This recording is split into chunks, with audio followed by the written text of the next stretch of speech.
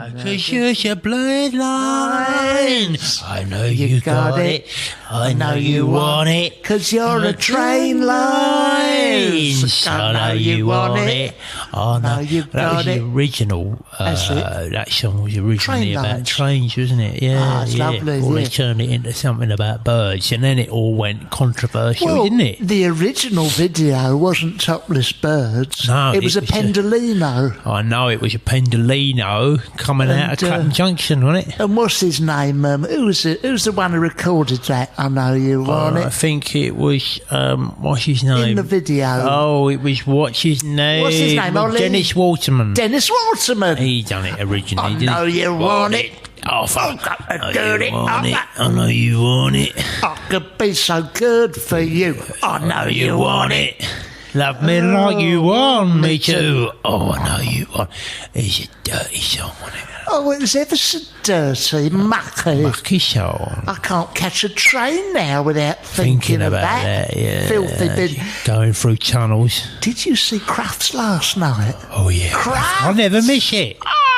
I never miss it. All them dogs on there. All running around and that. We come out the EU. Yeah. That is quintessentially British. Oh, we can do that in its full glory. They don't want us doing that. No, they don't want us doing that. They don't want us putting money into that. You know, where they think that money can go somewhere else, like maybe to the Eurovision Song Contest, which we shouldn't be putting money into because we should never win that. No. We should only be putting money into things what we can win or what we have a fighting chance of winning, you know? Dear Mr. Cameron, thank you for your letter dated March the 11th. We'd like you to know that the rest of the year is a setup. We don't like you to be doing the crafts. Woof to you too. We know you are a nation Wolfsburg. You are a nation of dog lovers. Dangerous dog lovers, but we do not like this in the continent. We don't like the competition of the having with the dogs running around and is better. Yeah. Which dog is better because it is so hard to know which dog is better.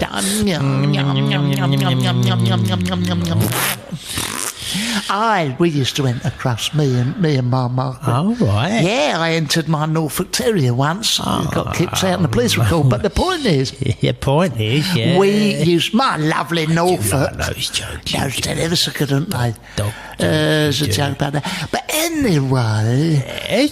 do you remember our little Tinkle? We had our lovely Norfolk. Well, you had that dog for years and years. I mean, much longer than, people normally have that dog. This is the issue. You must have been giving it injections. We did for a long while. Yeah. Hormones. Oh. We give it doggy hormones. Well, this is what I thought, because it had 4 ears. It did, and we thought that we made out that was its breeding. Yeah, it's you would normally win with that. Forissimus, Erolissimus. Oh, yeah, Latin. But my Margaret, she doted on, as you know, she doted on. She loved that tinkle. She would comb it, put ribbons in the hair, all that sort of thing. Yeah.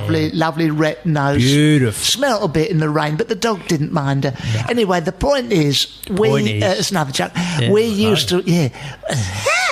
used to put him into all sorts of kind of crafts, everything. Yeah. Was it just crafts what he done, or he done all the other ones? Are there other ones? The Europeans tried to do something similar. Oh, right. Which was called crafts. With an A. Crafts. Crafts. And we entered crafts a couple of times.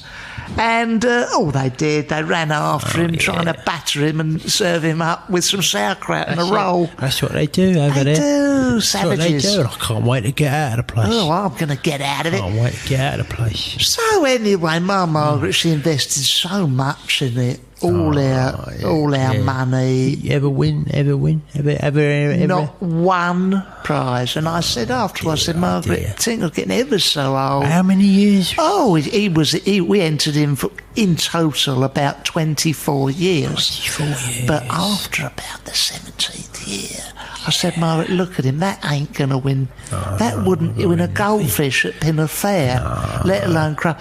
He had matted feces all over his bottom. He had the 4 ears. You couldn't see anything through all the knotty hair in his face. It doesn't sound like a winning breed. It doesn't. No. Anyway, after a while, we had to give him the injections to enter him into the competition. I said, Margaret, let it go. What, like when Davy Seaman has to play through an injury? Exactly. Those sort of injections. That sort of thing. Those sorts of injections? Yeah. Okay. And the truth of the matter is, one day he passed away. Oh, right. And I said to Margaret, well, let's, we'll bury him in the garden a little bit. And she went, no, sorry. I said, sorry? Oh. She said, well, we're in February now. We enter him for crafts now. Oh, I said, I went in for crowds. Hold on a minute. Crowds. But she goes, I said, he's dead, Margaret. He's dead, Margaret. He's passed away. I've invested so much money in this. I bought a new brush. I've got and I'm using your old toothbrush to brush the feces off his bum. I said, the green one. She said, oh, sorry, you're still using that. It's my new toothbrush. Anyway, it's my new one. So anyway, so I said, all right, well, look. Oh, no. Entering one. All right, do it. Just this one. Just this one. And let's not say anything. It was a humiliation. What was it? She would dragged it round through the the assault course thing. The assault course. Yeah. She had to pull him up through a little hoop. Through the slalom. She had dragged him round this cone and that cone. Dear. And they got him up on the tail. Peter Purves is like, now here's and they said, look, his tail is not quite as erect as it could be. Well, the truth was, Margaret. And he's rock solid. Apart from the tail, which she had to sellotape a pencil round it and hold that up. And occasionally wiggle her wrist. It looked like he was wagging his tongue. Anyway, I said, that's enough. Yeah. Next year, come. Right. Oh, you haven't buried him? No. She said, what, the money we spent on it? She'd go. I said, Margaret, let it go. By this stage, he's about another £3 thinner. Yeah, well, And rotting. Why did you keep him in the meantime? Well, we had him in the freezer. Oh, yeah, I was going to say in the freezer. And now in the toy dog section, must be quite hard to thaw him out and comb all his. Well, we did do that. Have to do that. We had to do that, and we snipped a bit of the bathroom mat. And stuck it on his head with it. Yeah, where the hair was falling out. Yeah. This went on. Of course, he failed to even get through the preliminary rounds. How unusual! A year later, he was disintegrating. It was a humiliation to see my one running around that assault course with what looked like a hairy drumstick, where it was just one leg left. I mean, bless Mark, for trying that, you can't, full marks. Sure. Well, it was full marks, but it wouldn't do any of the cut fetch. You throw it a stick, and there's just this what is a thigh and a leg, a lump of hair. That a bit threadbare.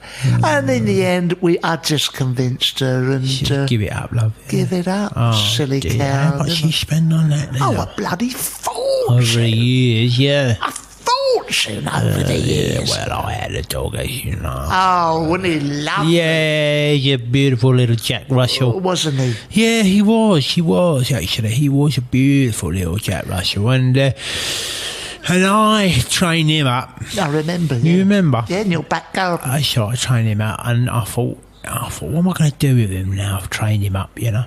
And I thought, well, I've got to make some money out of him now, because he cost me quite a lot of money. With all the training and all the Barbara Woodhouse stuff and all that, I thought, right, I'm going to get him into films, because that is where the money is. Yeah, feature films. Yeah, feature films, and you can train him up and that. So I trained him up, and I thought, right, I'm going to, teach him how to be in movies and all that stuff. Nice. Yeah, beautiful. And I thought, when I got into a level that I thought, I think now he could probably do something, do a turn, Yes. And so I went on the internet and I started having a little look about where, what was filming and what was casting and all that sort of stuff. So I entered him for put him up for a couple of movies. The first one I put him up for was was doing Lassie again. Right. Yeah. Right. Yeah. To play the lead part. To play the lead part. Lassie. He would play the Lassie. And he didn't get that. And I thought, fair enough, he's a Jack Russell. And Lassie was one of them big, hairy it was a dogs. sheepdog, wasn't He's it? a sheepdog. With one of them long snouts. And no matter, he's not a Daniel Day-Lewis, my Jack Russell. He can't, What is he, more a Roy Kinnear? Yeah, he's more of a character actor. More of a character actor. Yeah, that's right, yeah. So that was the first one, he didn't get it, and I thought, no, that's fair enough. I'll let that go. And I tried a couple of other dog things, and it didn't seem to be working out for one reason. About that show business, Yeah. And so in the end I thought, come on, am I going to put him up for now? And I thought, remember the film Heat? With De Niro and Pacino? Yes, yeah. I put him up for the role of Robert De Niro in that. A human role? Yeah. How'd he get on? He got on very well. At the audition? He got down to the last three. And it was him, Robert De Niro, and Martin Clunes. Yeah, he was all up for the same role.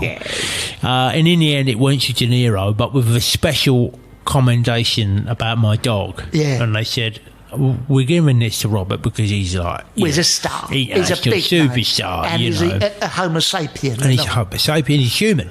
And he has to do scenes with other humans, and that's going to be quite difficult. With the dialogue. With the dog. And he says, but please don't give up.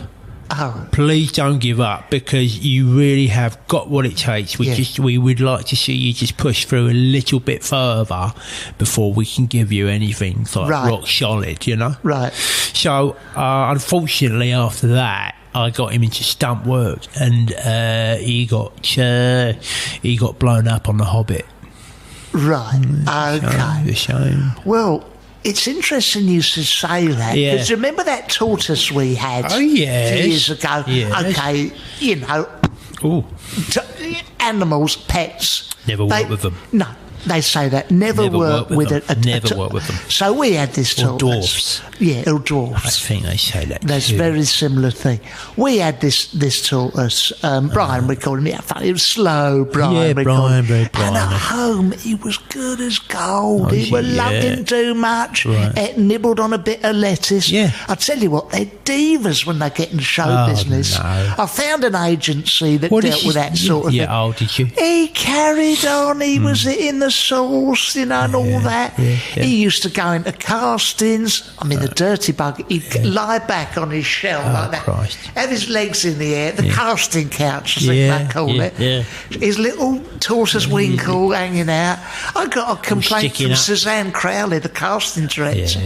She said, look, you're going to have to stop him. He's carrying on, he's turning up. We all like commitment from our actors, but this is like, this is another level. And he's like, they would sort of be going through all the papers next in, and they'd suddenly feel a little pat on their bottom, the cast directors. And they looked down, there'd be Brian down there. He got up on a chair somehow, patted their buttocks with his clawy, funny little hoof that they have. And they went, who's that? And he'd go, look, wink with that little eye, and stick his like a sort of mushroom thing. And they said, you can have your head turned by a show. You've got to be very, very careful. He hit the sauce. I know, and I saw last time I saw him, he was being photographed getting out of a car. With his legs open. Paparazzi. Paparazzi. He was hiding in the gutter. And I said I had to sit him down. Well, I say sit him down. I put him up on our work surface in the kitchen. I looked at him eye to eye, and I said, "What do you think you're doing?" Have a word with yourself. Have a word with the top actors. They don't carry on. They don't have nothing like that. Daniel Day-Lewis. No, you don't hear of him. Dame Judy Finnegan. All of them lot. Lawrence Llewellyn Bowen. None of that lot. The top actors. You don't hear about them. No, you don't know that. So John Gilligan. None of those people behave like that. And do you know what he did? He looked at me and he went like that. with his little tongue, and he showed me a little bit of lettuce that was on there, as if to say, I don't need you no more. I've moved on. Yeah, you got me into show business. I don't need no more. And he trundled off down the work surface, and he did a shit. He did a shit all over the lasagna that I'd just prepared. Well, as if to say, this is what I think of you. And everything I'd done for him. Everything I'd done for him. When he stuck his tongue out, did he have it pierced?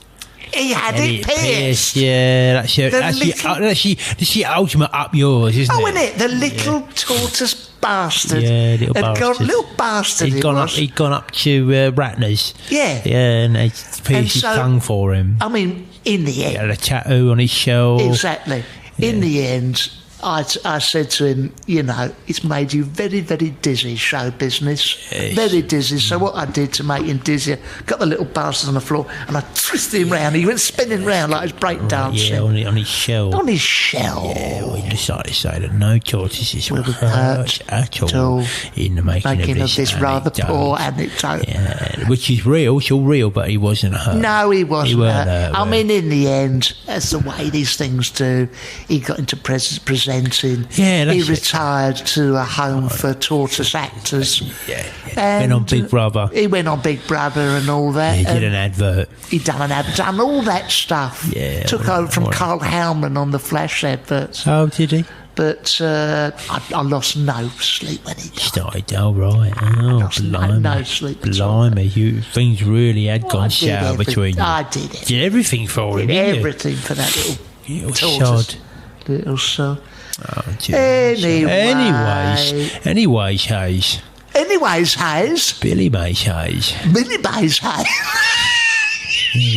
Hayes. Oh, my giddy aunt. Oh. Tell them what happened with you when the ground opened up at Neasden Way.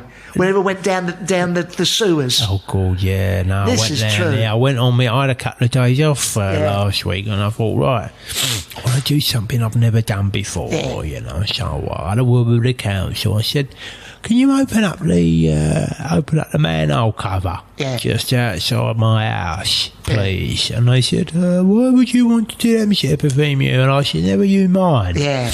I want to get down into the sewers. Yeah. And they said, okay, far be it from me. You are a local celebrity, so we will open up the sewers for you, you know. Thank you. So I went down there armed with a torch, and I went and had a look at what's called a fatberg. A fatberg? A fatberg. There's one down there. There's one down there, you see. Great big fatberg.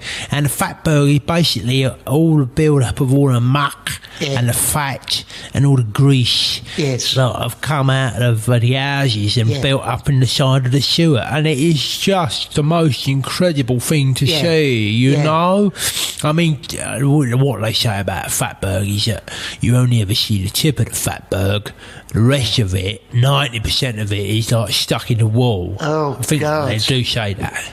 Well, have you seen a fatberg? You know, it's one of my... Yeah, that's one of your things. Yeah, people, they go all over the world to see roller coasters, the Seven Wonders of the world. Yeah. I saw a lovely fatberg.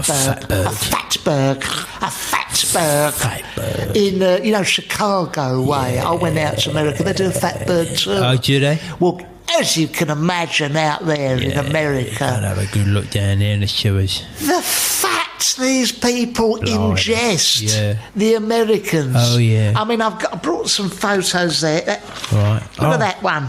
Cool. That's one of the biggest fatbergs in North America. North America, because they eat so much bloody fat. Those Americans. It's only going to go. So what? So let's just explain the physics of it, of the fatberg. So the American will eat all this fat and muck and goo, and then they go out and they go to the toilet and they they excrete pure white fat. They poo out the white lard and it goes down the bog hole. Yes, and then it won't disintegrate. Okay. What's more, as you'll know, any time you're scraping some old out of a grill pan or a frying pan, don't put it straight down. No, never do that. Because that's what Americans are like. Very silly. The same people who will vote for Trump will put raw fat down the sink. And that's well done. Oh, God, I've just had a fax arrive. Oh, no. From the CEO of Audible. Oh, no. Oh, God. He hasn't been on our case for years. Well, he's just heard what I've said about the Americans. Oh, what's he got to say for himself? Oh, God, you better read that. Jesus. Oh, right, okay. Angelos,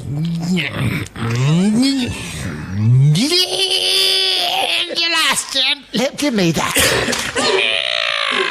Angelos. Blimey. He's got right down my throat, that CEO. Why, you son of a bitch! Oh, God. How dare you stand there and talk about fatbergs in Chicago when you know full well that American people don't eat lumps of fat and then pull them out into the bog and it goes down into the sewer and make a fatberg. We eat burgers, we eat hot dogs, and we eat ribs, and sure, it may contain some fat. Of course it does, but mostly it's protein and good food, and we are not a bunch of bastards like you makers, you son of a bitch! Oh, God, and where do you get off, you cock-a-baby son of a bitch? Going on about tortoises trying to make it in Hollywood. I'll have you know that Hollywood is one of the greatest exports of this fine country of ours. And at no point has any tortoise gone for an interview for any jobs and sat there with his funny hoofy legs open with his little turtle dingle-dangle hanging out to get a job. You son of a bitch! The film industry is... And it goes on, and then P.S. It says, P.S. You pair of assholes! Oh, God. That's nice, isn't it? That's nice, isn't it? That's charming, The isn't it? CEO of Audible. I mean, the only person we hear from America is that bloke, and that's the muck he says. Tell you what I've been doing recently? Well, you know that Google Earth? Oh, yes. I've been on that Google Earth. Oh, yeah. What's that like? It's really good because you can just go and have a look on Google Earth and look at all different places all over the world. Oh, yeah? Yes. And what have you seen? I found people's houses on there. Oh, like who? Yeah, I found, what's his name? Is it David Hay, the boxer? No, not his house. No, I didn't find his house. Not. Oh God, I know it is. It's Ron Pickering, the former BBC. No, I would have definitely known he'd seen his house. No, Mike Yarwood. Sir Clive Sinclair. Sir Clive Sinclair, the inventor. Yeah. How did you know it was his? Well, it's like he's just got this like pretty shitty little place in Derby, like Cow's house. How embarrassing. Yeah, I know. And the reason I knew it was his house, because if you look in the back garden on Google Earth, there's all these bits of like old computer lying about, you know, and a bit half a C5 motor, you know, and all these like wires everywhere and stuff, you know, and bits of old radiator and that. Yeah. And then if you zoom in a bit closer, there's this bloke like, you know, in a deck chair with a big beard, drinking cider and shouting at the wall. You know, like the look of a man that's gone mad. Do you think he might have put his foot through the C5, which is why it's only half of it left? Yeah, I think so, I think he's just really, like, pissed off that all these things haven't worked out for him, and that's how I knew it was definitely Sir Clive Sinclair. Anyone else you seen there? Any Lusardi's house? Lusardi? Yeah, saw Lusardi's house. Where's Shilly Park Lane? Penthouse in Park Lane. He lives in Essex, I think. You see Essex, and then you zoom in, and in her back garden, what's in there? There's a big parasol. Oh, yeah. She got a big parasol, big parasol. Yeah. And then, like, just next to the parasol, there's this, like, very brown lady. Yeah. You know, not you know, like a suntan lady. Yes. And just on her chest, you can't make out what it is, but just on her chest, there's two round white discs. I see. You see? Do you see? But they're enormous. Yeah. Well, that Google Earth thing, tell you who I saw when I looked on it. Been on it at all? Oh, yeah, because you can go all over the world and look at any street and anything like that. Yeah, so I went, I like to keep it, in Britain. Local. I looked down and I was looking at, at South Watford, near where I live. Okay. I looked down, everyone's back gardens like to see it all. Yeah. And who did I see? Lo and behold, next to his pond, is there with a bloody great big telescope, Dr. Professor Brian Cox. Oh, right, he's out in the back garden with a big old telescope. Yeah, he's out there. You're looking at the stars, the universe. Well, that's what I thought he'd be looking at. But no, bold as brass, in the middle of the day, you'd expect a massive telescope to be pointed upwards to the sky, heaven bound toward the star. No, I could see where Cox had got his telescope. It was pointed directly, 180 degrees straight into what looked like the bathroom window of Toya Wilcox, who lived down the road. And she was, her bathroom window. In the middle of the day, she would have been having a shower. Not only she having a shower, she was having a poo. Yeah. And he's looking at that. Big telescope. Yeah. Right. And, immediately I was attracted. And that telescope is so big because I've seen that. Oh, he would have been able to see the pores in her skin. Yeah, he probably would. That's so close. And Toya. And so Toya's there, and you can see through this bathroom window. It's not frosted glass or anything. No, she's bringing it on. No. She don't do that. No. And she's a natural woman. And you can see she looks alarmed. She's certainly red-faced. She was either embarrassed or it was a particularly problematic.